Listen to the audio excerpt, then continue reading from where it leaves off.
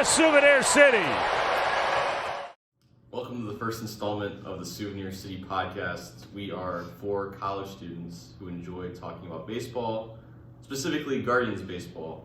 That is Cooper, I am OC, Max, and Whitty, and we hope to bring you some form of entertainment in weekly podcasts talking about the Cleveland Guardians. In 2023, the Guardians suffered a 76-win season, disappointing after the 2022 season, and it also marked the end of an era following the retirement of longtime manager Terry Francona. To replace Terry Francona, the Guardians brought in Stephen Vogt, who is now the youngest manager in the American League. And I think it's going to be interesting to see how his culture may be different, might vary from that of Terry Francona. Yeah, so obviously this being our first podcast, I think it's appropriate to start off talking about our first-year manager, our brand new, obviously his first year in the Guardians uniform, but also his first year being a manager in the MLB period. So just some quick hits on Stephen Vogt. Not like a decorated career, but obviously a very respectable major league career. I mean, a 10-year playing career is nothing to laugh at. 2-time All-Star, 7 career WAR. He retired in 2022 and served as the Mariners bullpen coach last year. But going back to kind of the 2022 season, just something reflecting on as a fan, was probably the most fun season of baseball a lot of people have had to watch. And so it feels like the Guardians are kind of trying to find those roots again, hiring a young Stephen Vogt, a guy who's been quoted as being just an incredible teammate, bringing incredible energy to a locker room, just a very approachable guy. I mean, it's been praised by people around the league. He has a lot of former managers and former teammates who support him heavily. And I mean, he's a guy who's seen it all too. Didn't make his major league debut till he was 27. And I mean, he's been DFA'd, he's been injured. I mean, he's going to be able to relate to a lot of guys' situations from top to bottom on this roster, I believe. But with him comes a young but very interesting coaching staff. There's a lot to pick apart with it. First and foremost, Craig Albernaz was hired as his bench coach. And before coming to Cleveland, he was the bullpen and catching coach with the Giants.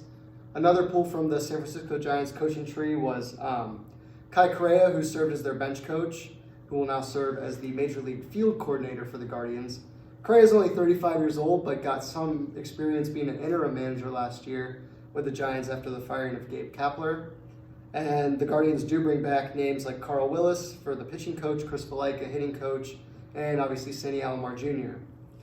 Now, just in a brief look at this coaching staff, the thing that really stuck out to me was the amount of catching expertise and experience.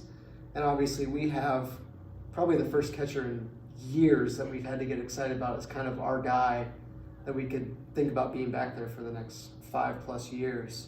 And that, maybe? Yeah, I mean, obviously, like, there's a little hype around guys like Francisco Mejia that we never got to see, but I mean, that's apples and oranges talking about Bo Naylor and Francisco Mejia. But obviously, Bo Naylor, huge breakout last year. It was nice to see him get a lot of appearances. 230 appearances at the plate, obviously, and a lot to get excited in those 230. He had a 470 slug and 809 OPS and 11 homers. And when you dive deeper into those numbers, too, there was a lot of really exciting things. I mean, he's a guy who's been walking a lot. Ended the season with a 124 WRC+, which is incredible for a guy who came up so late and had to worry about getting familiarized with a pitching staff, and is just only going to get better. A 232 ISO, a 13% walk rate, and the thing I really liked about him was line drive and fly ball percentage, came to about 81%, and his numbers, when you dive deeper into those, just look really good. Obviously, being a left-handed hitter, the numbers against righties are a lot better than against lefties. Against righties, he put up a 134 WRC+, a 257 ISO, a 15% walk rate, an 852 OPS, and a 500 slug. And I mean, I wouldn't say he wasn't serviceable against lefties, and that's something I only think is going to get better. You know, the thing that really gets you excited about Bo Naylor is just how he finished the season. I mean, his September and October numbers are just, I mean, my eyes about popped out of my head when I was just glancing at him. And you got a 20% walk rate, a 14% K rate, batted .304 with a 444 OBP, slugged over 600, OPS over 1,000, .304 ISO, and a 186 WRC+. And obviously we know the glove is serviceable. He was graded on Baseball Savant as an above-average framer and a good pop time, and also being a pretty average blocker. And so I think with this new coaching tree, you have Hedges, the return of Austin Hedges. I think he's going to take some weight off his shoulders and just learning how to handle a pitching staff, getting better, a little more professional behind the plate. Having a guy like him to help him, along with Almar Jr., Albernaz, who has obviously catching coach experience, and Vogt being a former major league catcher. I think this is all going to help him just on the professional side of being a catcher, handling a staff, working behind the plate. And I think we're really going to hopefully see some of his hitting numbers go up, see that slug go up, the hard hit rate go up, because he's going to have a little more time to think about the plate a little more than he would last year. I think he's going to have a lot of help from these guys, and I'm really excited to see him the next few years. Yeah, so I know Guardians fans are excited about that. And other things that Guardians fans are definitely going to be excited about is having the first overall pick, continuing with our theme of first. It's our first overall pick. The first time having the first overall pick. They've had the second pick 5 times as an organization. A notable pick at the second overall slot. You hear his silky voice on the mic in the color commentary booth, Mr. Rick Manning. But none of the second overall picks have really panned out into all-star caliber players. But maybe they can turn that around with this upcoming first overall pick. And I'm just going to go over, 3 prospects and just give a quick overview. There'll be episodes in the future where we give deeper dives into these prospects that the Guardians are potentially going to be taking at 1-1. But I'll just talk about 3 right now. So I want to start this with a trigger warning for Chris Valaika. We're going to be talking about power to start. We're going to be talking about Nick Kurtz out of Wake. 6'5", 235, just a prototypical first baseman build, left-handed swinger. Preseason All-American coming into this year, and last year his stats just kind of, their video game. First team All-ACC and an All-American in 6 different publications. /353, 527, 784 with 24 homers. So just pretty outrageous numbers all around. Graded out at a 70 for power. He's above average first baseman, but unfortunately below average runner. So if your dreams were to draft anybody with power and just throw them in the outfield, get ready to see Josh Naylor and David Fry again. And just some other notes. I know that he's obviously a huge prospect, but if there are some detractors, he was 0 for 9 in his College World Series appearances before he had to leave the series with broken ribs. So that's unfortunate, but obviously going into the season, he's somebody to look for sure. Another prospect is J.J. Weatherholt, who's a shortstop for West Virginia. Some outlets say that he is probably projecting as a second baseman in professional baseball, but also there's a chance that he could go play the outfield. He's 5'11", 180. And speaking of video game numbers, at West Virginia last year, 449, 517, 787 for a 1304 OPS, which just doesn't even make sense. I don't even know how that's possible. 16 homers, 36 steals. If you watch his swing, just gap-to-gap potential for sure. Could probably lift the ball a little more, but going to hit a lot of doubles for you. And in the Cape, this past summer, he hit 321, 409, 571 for a 978 OPS. So again, just a lot of bat-to-ball potential, and certainly in the mold of a type of hitter that they've gone after recently, but still definitely has some juice. And then the last guy is an arm.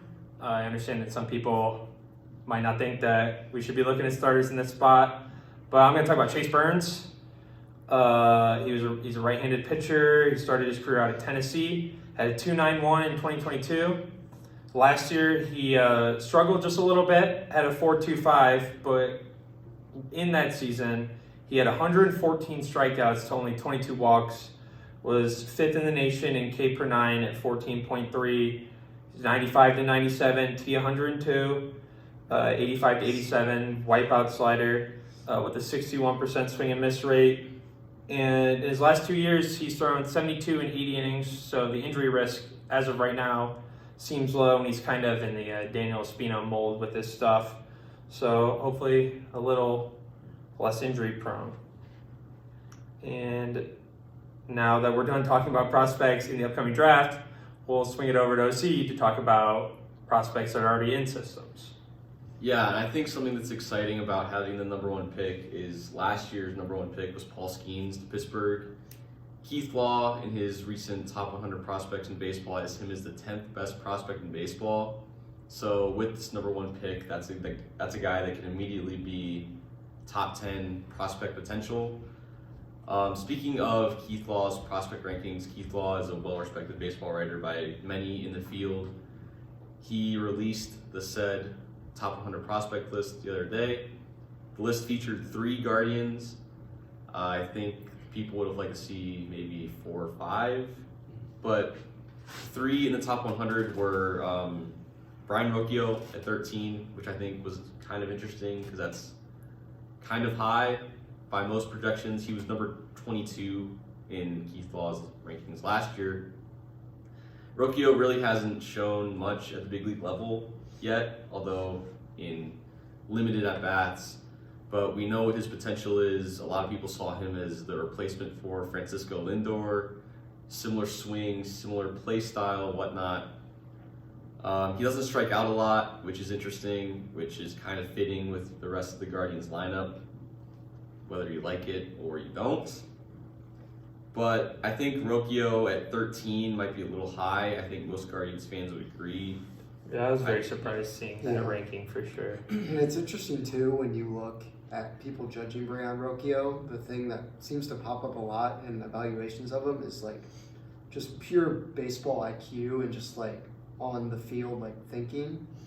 And so that's just always an interesting point that like he ends up so high in these rankings, and that like might arguably be his like most like obvious trait or like most advanced trait. And we know that the middle infield positions are kind of stacked for the Guardians at the major league and minor league level. You know, one of those spots is going to be Andres Jimenez. Which one, we don't know. You still have Rocchio, you have Jose Tena, you have Tyler Freeman, Gabriel Arias, and you know, whatnot. A ton of guys that can play those positions, just kind of what sticks and is thrown at the wall. But I think this high ranking of Rocchio is very exciting for most people, most Guardians fans specifically, because they know that he's getting national attention, if you will, even though he wasn't very good at the major league level last year. The next guy we have on the list is Kyle Manzardo, the first base prospect, who was number 66 in Keith Law's rankings. We obviously got him, the Guardians did, at the trade deadline last year for Aaron Savali. I think most people would agree that was a good trade for the Guardians. Maybe a little bit of give back for Junior Caminero, who's a number 5 prospect in the rankings. But Savali was kind of just all right for the Rays down the stretch. He didn't make a start in the postseason because they were out by the time the spot came around. And Manzardo was the second round pick out of Washington State in 2021. He hits the ball hard. He's another typical first base prospect. You know, it's interesting, going to be interesting to see what the Guardians do with Josh Naylor, with Jose Ramirez, who's going to move to DH, who's going to play first. God knows if you want to have Josh Naylor in the outfield again. I think that would be quite the interesting experiment. But I think everybody's excited about Kyle Manzardo. I think people expected him to be a little higher in these rankings. But, you know, there's all kinds of different rankings out there. It's just Keith Law is the one that I picked for this just because he's how respected he is. And the last guy on this list was the Guardians 2022 first round pick out of James Madison, Chase DeLauder. He's another guy that I think people thought would be a little higher on this list. Absolutely. Just because of the potential that he has. He's only played in 57 career pro ball games.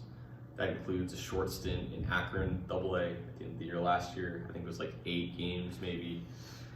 And what's interesting to me is in this analysis, Keith Law hammers home the point that he has an ugly swing, DeLauder does. He says it multiple times throughout this report. A lot of people compared it to that of Kyle Tucker. His similar swings, similar capabilities, and I think DeLauder should have been higher on this list. I think he's going to gain a lot from a full season at least in AA. Maybe he makes the jump to AAA. He's only 22. I mean, Guardians need outfield help, reinforcements immediately. So I think he'd be a guy that's interesting. And just overall, these three guys can bring a lot of help to this team in the coming years between Rocchio, Manzardo, and DeLauder. But I think Rocchio personally was too high on the list. I think Manzardo and DeLauder were too low. I don't know if you guys have any thoughts on that. I'll say if Arizona Fall League in the tweets I've seen or any indication, I don't really care what Chase DeLauder's swing looks like because he punishes baseballs. So, I mean, I personally think that they both should have been higher. Obviously, I'm biased, but I think we'll see that they're the punch that the Guardians need in the lineup. I mean, I have to agree fully with Woody there. I mean, you go back all the way to college, Cape League, Single A. I mean, like, DeLauder is consistently just mashing baseball. Even if it's not for power, I mean, he's still hitting gap to gap, big hits, average, OPS stays high. Like, it's like if the swing works for him, I mean, he's obviously a large human being if that's what he needs to do. 6'4", 235 in the outfield position. And I mean, I'm pretty sure he's graded pretty well on speed too. I mean, he's a pretty serviceable defender. So I mean, if you could get a guy who can give you close to even 20 homers with serviceable defense in our outfield, I mean, I'm sure every Guardians fan on earth would take that in a heartbeat. And I mean, I think like, even though the swing might not be the most mesmerizing, I mean, it's proven that it's worked for him at every level. So I think, there's a lot to just be excited about with DeLauder outside of an ugly swing. Yeah, I don't think there's 65 prospects for the comments. No, I think a rough or shaky, obviously there's been some things going around that he was dealing with some personal issues that might have hurt him a little bit. Obviously he was hurt, physically hurt. So I think, especially a guy with like kind of a different archetype for a first baseman, a guy, who's very bat to ball heavy, very walk to strike out heavy. It's just kind of hard to gauge that, especially with a rough year. You kind of start to get a little nervous. But I mean, like what he said, the Arizona Fall League, DeLauder and Manzardo were just, it seems like every second you're just getting tweets, messages about how they're just crushing baseballs. So I think those two will definitely see a rise. And there was a publication out there, I'm not sure, maybe Baseball America, I'm not sure which one the MLB bases it off of, but they had Kyle Manzardo in their top 100 list, which means if Manzardo were to make the opening day roster and if he were to win Rookie of the Year, then the Guardians could get an extra comp pick for that. You saw that happen with the Mariners and Julio Rodriguez a couple years ago. So that's another interesting thing, might change the way the Guardians view their roster construction out of spring training, which we're going to get into in a future podcast. But overall, I think these three guys bring a lot to the table. There is a lot to be excited about there. I think an interesting guy that didn't make the list was Daniel Espino. I know he's had injury problems in the past, but he was a top 5 prospect in baseball, last season, the 2022 fall offseason. But I think he's a guy that can bring a lot to the bullpen in the major league level. I know he has a lot of rehab to do, a lot of work to do. He hasn't really pitched off a big league mound, off a professional mound in quite some time, but he's a guy that kind of surprised me that I didn't see on the list. But, there's rankings everywhere. A lot of guys have different thoughts, but Keith Law is just the guy that I chose for this analysis. I think Juan Brito too, obviously, like I understand why he might not be making some of these lists yet, but I think, is he 21? 2021, already making it to AAA. I mean, producing the kind of numbers he is, the mature hitting approach that he has, I think that's a guy, some people are a little confused on why he might be missing out. I think, he's definitely going to be an early to mid-season add to a lot of these lists. And as Guardians fans, we hope Juan Brito can bring something to help replace the hole left by Nolan Jones in Colorado this past year. Hurts for sure. So speaking of Nolan Jones and the outfield situation, it is abysmal. So what we're working with right now is Stephen Vogt in left field, or center field, whatever. And then you got Ramon Laureano, Miles Straw, Will Brennan, and newly acquired Esteban Florio. So Esteban Florio was traded here in December for right-handed pitcher Cody Morris. And Florio has that power potential we've all been looking for. He hasn't really had a chance with the Yankees in the Major League roster, but in AAA last year, he had 28 home runs, 79 RBIs, a 284 average, 380 on-base percentage, 565 slugging, which is a 945 OPS, which would be a huge addition if you can translate that to the majors. So taking a look at just how bad the outfield was last year, we had Ramon Laureano leading us in WRC+, and that's a problem. Did it start with a 1? Yeah, 106. We had 2 guys. This was Stephen Kwan at second with 100.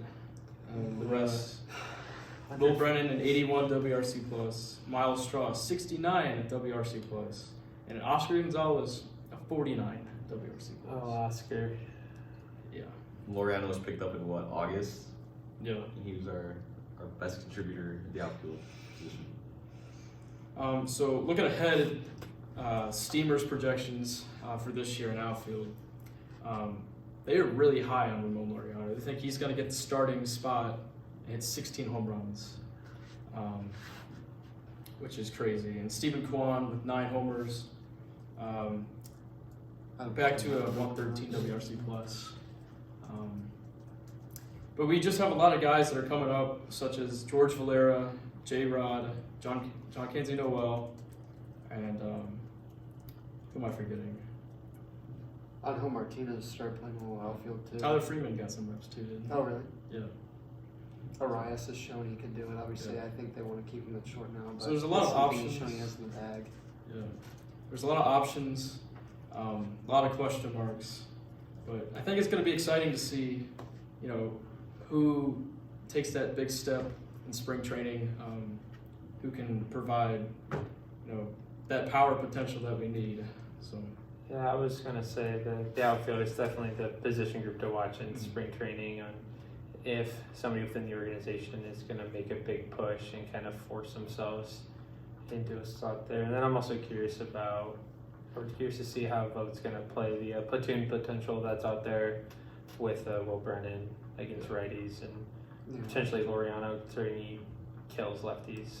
And obviously it's kind of hard too, like you said. I mean, in a utopian world, we're looking at a perfect platoon in right and maybe even one in center. But even if you're like pinpointing a guy like George Valera for that role, I mean, that's a guy with 0 major league at bats. Will Brennan, I mean, obviously he's been around for a little bit, but still, like, he's just around that benchmark where you really start to be like, okay, I can tell what kind of guy this dude is. And it's like, you could think of these things, these platoon roles, like, you'd be like, well, why don't we just go J-Rod against lefties, Valera against righties? But I mean, there's, I think, almost every guy other than Kwan, Straw, and Laureano that this is a guy who either has 0 footing or has barely found their footing at the major league level. So it's like, how can you balance that and get guys reps, but also find out who your dude is? Yeah. I'm also really interested to see who takes that center field spot between Miles Straw and Esteban Florio. I love Florio's potential, but I just know that the organization just is in love with Miles Straw, so curious to see how they go there. Yeah, Straw's going to have to get the spot forcibly removed from him, which maybe as fans is not how we want, but that's how the situation is. And I mean, it's very nice and very relaxing as a fan to have guys, like obviously Miles Straw's advanced defensive metrics weren't as good as you would probably imagine they are last year. But it's nice to have a lot of good gloves on the field, but it's hard when you have so many on the field. Like you have Jimenez, Kwan, Straw. I mean, you could go on. Naylor was a Gold Glove level first baseman last year. Hosey's Hosey. Like, you have so many guys who could pick it and field it, but you're sacrificing just power on power on power for that. It's like there's got to be a little give and take somewhere. I think what's interesting is that if Ramon Laureano does in fact hit 16 home runs, which is all that Steamer projects him to be, he will be the first Cleveland outfielder to hit 16 home runs in the season since Michael Brantley in 2018. Wow. Who hit 17. That is quite a stat.